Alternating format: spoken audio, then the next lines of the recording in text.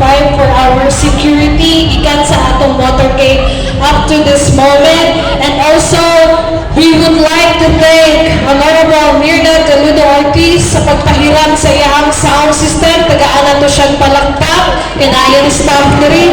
Also, we would like to thank Honorable Dr.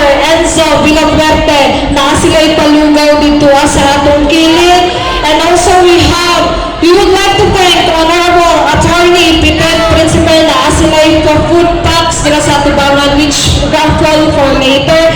Also, we would like to thank Honorable Alberto Ungam sa ilang food packs po. And also, we would like to thank Honorable Jopet Baluran sa ilang snacks sa atong mga council and other people. So, now, let us all hear. Kumusta naman mo? Okay ra? Okay ra. Ang atong bisita gikan sa Baguio Police Station, no? Lisandro Bernardo. Dili akong barangay council na kauban. Naabiri ang ako ang purok leader. No, gikan sa purok 1A. Antod sa purok 9.